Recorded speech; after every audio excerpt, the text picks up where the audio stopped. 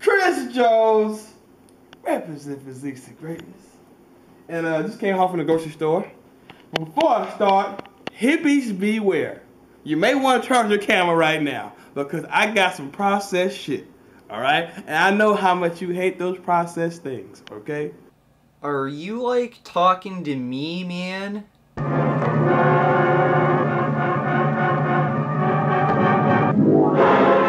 For those of you unfamiliar with Chris Jones, he's a fitness YouTuber who doesn't like hippies, and he recently got my attention because of a video he made about obesity. Today at Beast Mode Training Camp, we're going to discuss a popular topic. Why are Americans so fat? Despite the obvious reason, laziness, I'm going to have to say one of the biggest reasons why we have so many overweight people in our country is because we have so many fucking holidays that call for us to pig out. Like, every time I look around, we are celebrating something.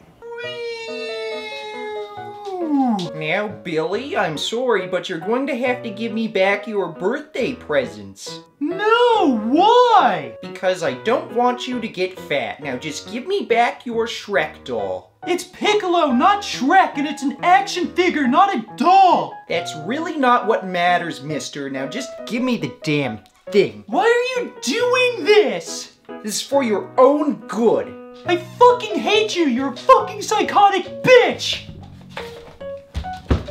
Come back here, Billy. Don't you walk out that door. Billy!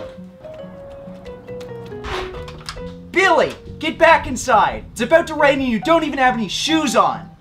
I fucking hate you. I'm never going to see you again. Obesity solved. Well, obesity is a pretty complicated issue, and I don't think it's going to be solved just by making children miserable, and we also probably shouldn't be taking advice from a guy who can't use proper spelling or grammar on his own website, and it turns out a lack of education increases risk of weight gain and obesity, so things aren't looking good already. And right now we're going to talk to you about the part 2 of how to get a great physique. It all comes down to the macro breakdown, the protein, carb, and fat breakdown. There are 2 simple formulas you can follow that will help you. There's the 40-40-20 for cutting. That's 40% protein, 40% carbs, 20% fats. That's rather interesting, Chris, because the Epic Panacea study found that consuming over 22% of calories from protein increased risk of becoming overweight and obese by 23 to 24%.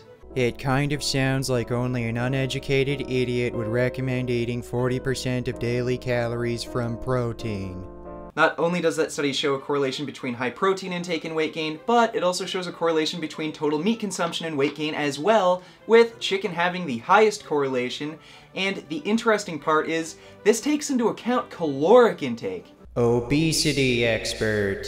So eating more meat results in more weight gain eating the same amount of calories. Chris Jones, fighting obesity one meal at a time. Okay, I hope you guys listened to the poem I wrote in protest of Chris's diet. Chris Jones, you have lost your path. Stop eating the corporate garbage. Only eat from trees that give you fruit of life. Only then will you truly have experienced spiritual enlightenment. So let me go ahead and share the little things I'm having, man. I know this shit looks very hippie, you know what I'm saying? Very colorful, very green. Healthy food. Hippie shit. So did you guys like my poem? Well, since Chris has such a low opinion of healthy, whole plant foods, I think his diet advice might not only be causing obesity, but also related chronic diseases like heart disease, which happens to be America's #1 killer. And right now, I'm about to show you how to cook lasagna, alright? So we're gonna use the whole pound.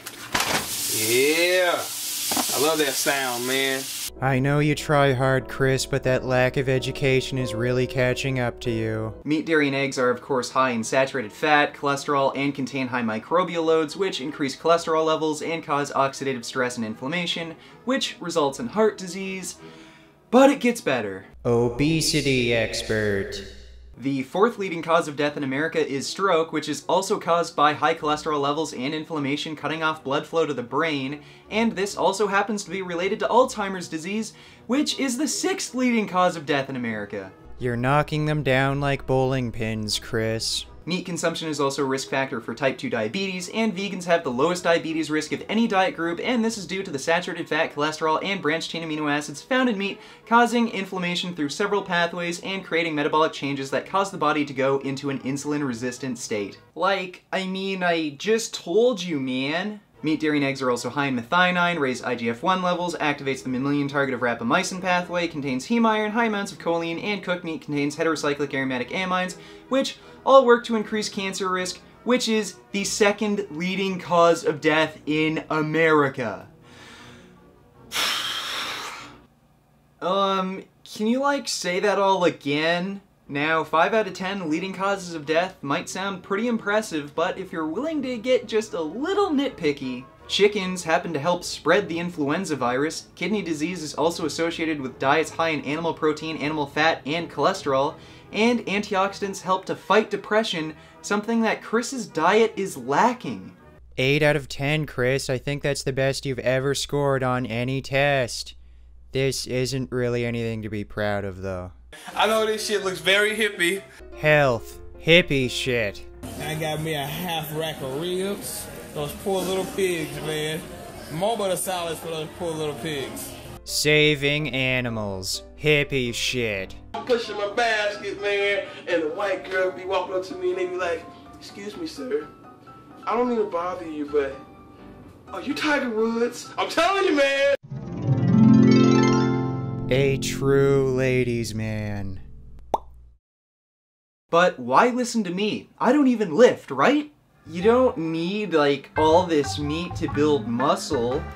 See, what do all the squirrels eat and stuff? So let's just judge things purely on results, and I'm also sure Chris Jones's results are all natural. This is an all-natural bodybuilding channel, okay? Chris Jones, right here, has never tried and never will try any steroids or any type of pro-hormones. That's really good for you, man. I don't do any drugs either. It's just unnatural.